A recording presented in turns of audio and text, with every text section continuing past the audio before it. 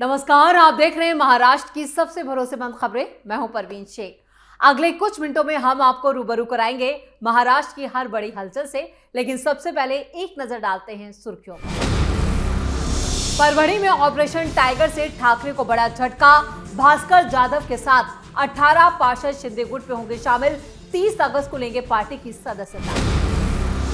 मुंबई के परेल में आधी रात में बवाल, 2 गुटों में हिंसक झड़प। पत्थरबाजी में पुलिसकर्मी समेत कई घायल।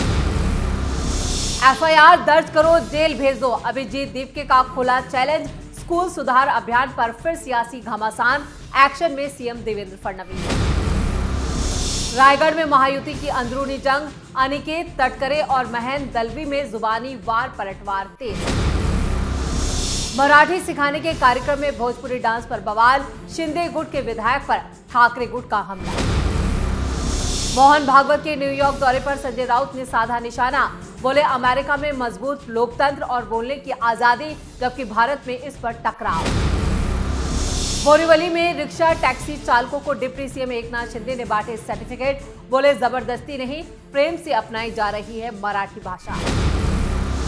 धुले में शालार्थ आईडी घोटाले के शिकायतकर्ता महेंद्र देसले के घर पर हमला, परिजनों से मारपीट, वीडियो आया सामने।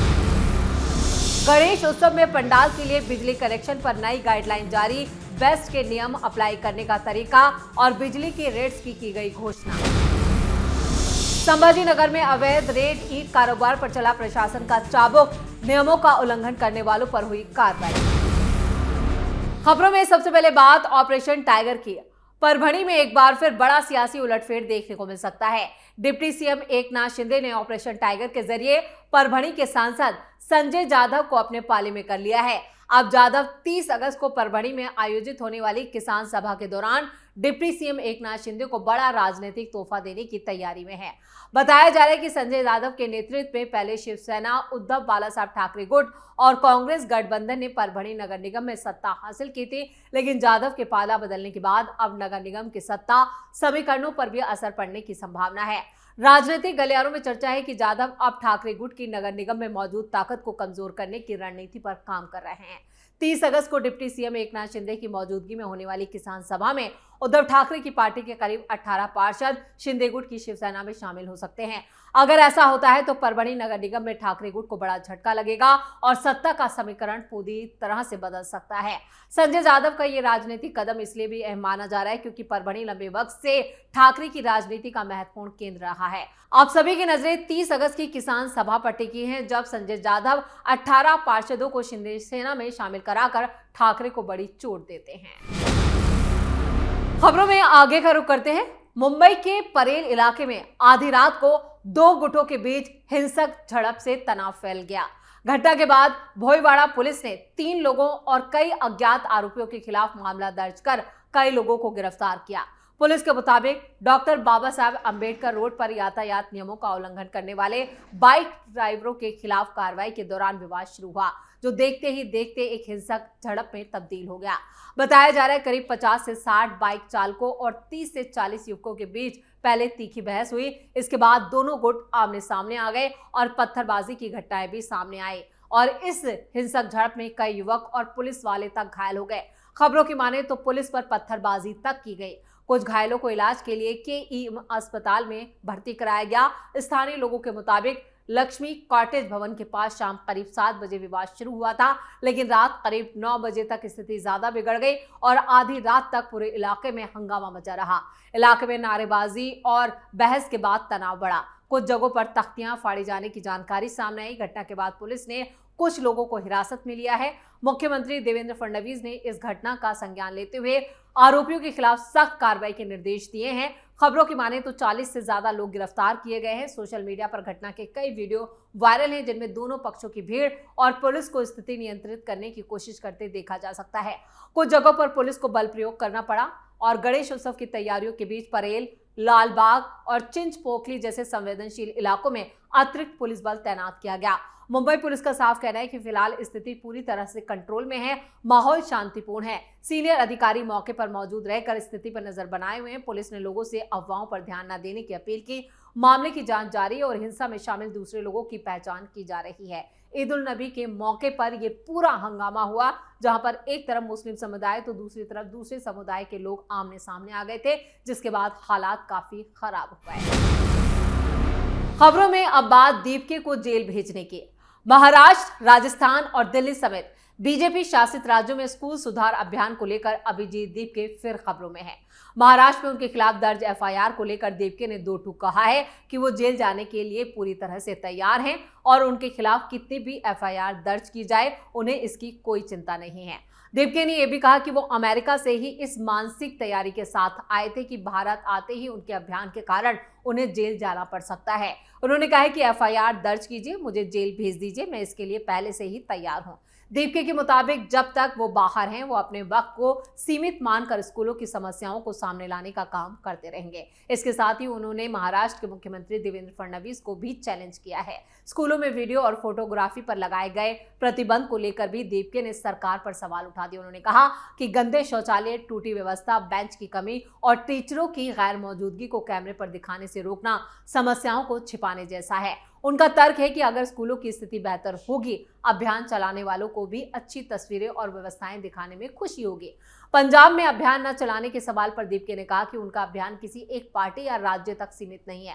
उन्होंने पंजाब, कर्नाटक और तेलंगाना में भी स्कूलों का दौरा करने की बात कही। हालांकि उन्होंने साफ कहा है कि उनकी पहली प्राथमिकता उनका खुद का गृह राज्य यानी महाराष्ट्र है, क्योंकि वो सबसे पहले अपने इलाके और आसपास के स्कूलों की स्थिति को सुधारने की आवाज उठाना चाहते हैं।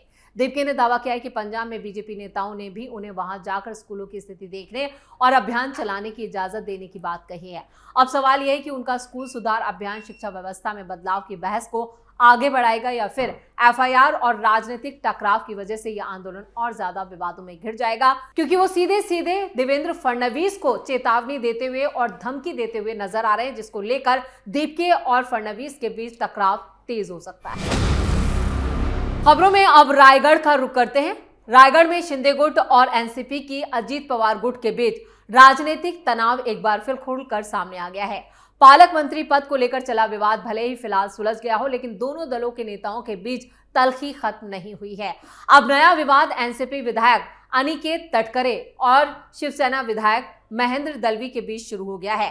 रायगढ़ में लंबे वक्त से शिवसेना विधायक भरत शेठ गोगावले और एनसीपी नेता और सांसद सुनील तटकरे के बीच पालक मंत्री पद को लेकर राजनीतिक खींचतान चल रही थी। पिछले हफ्ते ये विवाद चरम पर पहुंच गया था, जिसके बाद संगठनात्मक और राजनीतिक स्तर पर मामला शांत करने की कोशिश हुई, लेकिन जमीनी स्तर पर दोनों गुटों के बीच टकराव जारी है। कुछ दिन पहले विधायक अनिकेत तटकरे ने महेंद्र दलवी पर तीखा हमला बोला था। उन्होंने आरोप लगाया कि दलवी ने अपने राजनीतिक फायदे के लिए सुनील तटकरे की मदद ली, अब उन्हीं की आलोचना कर रहे हैं। अनिकेत तटकरे ने यह भी दावा किया है कि जिला परिषद चुनाव के बाद महेंद्र दलवी अपनी पत्नी मानसी दलवी को जिला परिषद अध्यक्ष बनाने के लिए दिल्ली में सुनील तटकरे से मिलने गए थे और महेंद्र दलवी ने भी अनिकेत तटकरे पर जोरदार पलटवार किया।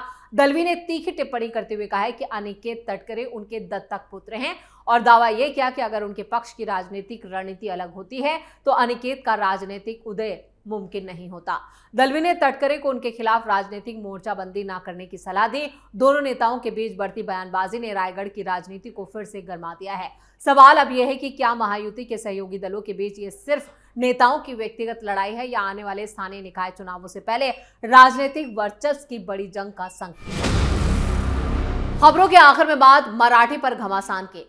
मुंबई में मराठी रिक्शा और टैक्सी ड्राइवरों को मराठी भाषा का ज्ञान देने के लिए एक कार्यक्रम आयोजित किया गया, जो अब राजनीतिक विवाद का कारण बन गया है। शिवसेना विधायक प्रकाश सर्वे की तरफ से रिक्शा और टैक्सी ड्राइवरों के लिए मराठी भाषा ट्रेनिंग शिविर आयोजित किया गया था। ट्रेनिंग का पूरा जो फोकस था वो ड्राइवरों को प्रमाण पत्र भी देना था। बोरीवली के कोरा केंद्र मैदान में किए गए इस विशेष कार्यक्रम में महाराष्ट्र के डिप्टी सीएम एकनाथ शिंदे और परिवहन मंत्री प्रताप सरनाईक भी मौजूद रहे। दोनों नेताओं ने मराठी रिक्शा और टैक्सी चालकों को अपने हाथों से मराठी भाषा ट्रेनिंग सर्टिफिकेट भी दिए। कार्यक्रम का मकसद मुंबई में काम करने वाले गैर मराठी चालकों को रोजमर्रा की बातचीत और यात्रियों से बातचीत के लिए मराठी भाषा का व्यवहारिक ट्रेनिंग देना ही बताया गया। हालांकि प्रमाण पत्र देने के बाद सांस्कृतिक कार्यक्रम के दौरान हुए भोजपुरी नाच गाने ने इस आयोजन को राजनीतिक विवाद में तब्दील कर दिया। ठाकरे गुट की शिवसेना के नेता अखिल चित्रे ने विधायक प्रकाश सर्वे पर निशाना साधते हुए सोशल मीडिया पर कार्यक्रम की आलोचना की। उन्होंने सवाल उठाया कि मराठी भाषा की ट्रेनिंग और मराठी अस्मिता से जुड़े कार्यक्रम में भोजपुरी नृत्य का आयोजन क्यों किया गया। इस मुद्दे के सामने आने के बाद एक बार फिर महाराष्ट्र की राजनीति में भाषा और क्षेत्रीय अस्मिता को लेकर बहस तेज है। एक तरफ शिंदे गुट इसे गैर मराठी लोगों को मराठी भाषा और संस्कृति से जोड़ने की पहल के रूप में पेश कर रहा है, वहीं ठाकरे गुट कार्यक्रम में भोजपुरी नृत्य को लेकर सवाल खड़े कर रहा है। अब देखना यह अहम होगा कि मराठी भाषा ट्रेनिंग का ये कार्यक्रम केवल सांस्कृतिक विवाद तक सीमित रहता है या फिर आने वाले दिनों में मुंबई की राजनीति में शिंदे और ठाकरे गुट के बीच नया सियासी मुद्दा बन जाता है। तो इसी के साथ महाराष्ट्र फाइल्स में इतना ही। वीडियो कैसा लगा कमेंट करके अपनी राय जरूर दें। वीडियो को लाइक करें, शेयर करें और कैपिटल टीवी को सब्सक्राइब जरूर करें। धन्यवाद।